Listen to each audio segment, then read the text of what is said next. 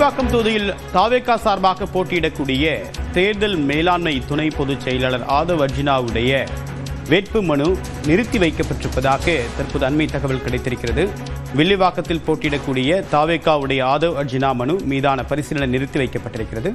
விவரங்களோடு இணைகிறார் சிறப்பு செய்தியாளர் அபினேஷ். விவரம் என்ன? நிறுத்தி வைக்கப்பட்டதற்கான காரணம் என்ன?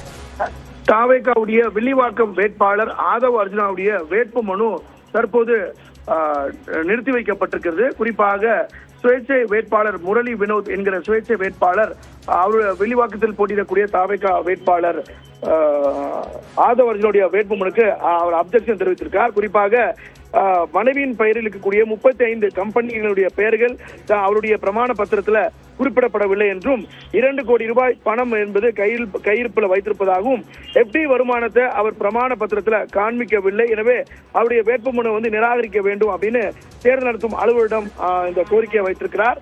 குறிப்பாக ஆதவ் அர்ஜுனாவுடைய வேட்புமனு மீதான அப்ஜெக்ஷன் இருப்பதால் அதுல முடிவெடுக்க முடியாது. தேர்தல் பார்வையாளர் வரும் வரை காத்திருக்க வேண்டும் அப்படின்னு தேர்தல் நடத்தும் அலுவலர்கள் அறிவுறுத்திருக்கிறாங்க.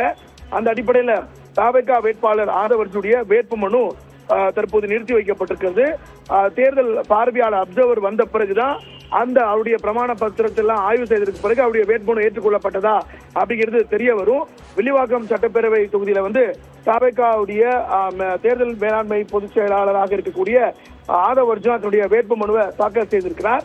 ஆனா அவருடைய மனைவி பேரில் இருக்கக்கூடிய நிறுவனங்களை அதை காண்பிக்கல அப்படின்னு அதே தொகுதியில் போட்டியிடக்கூடிய சுயேட்சை வேட்பாளர் முரளி வினோத் என்பவர் ஒரு கொரிய ஆர்ஓட்ட ரைஸ் பண்ணார். அந்த அப்ஜெக்ஷனை லெட்டரா கூட அவர் கொடுத்திருக்கிறார். அந்த லெட்டர் அடிப்படையில அந்த புகாரை ஒரு கடிதமா ரிட்டர்னா கொடுத்திருக்கனால அதை ஆர்ஓ ஆய்வு செய்து அதை இப்போ நிறுத்தி வச்சிருக்காங்க. இன்னும் ஏற்றுக்கொள்ளப்படவில்லை.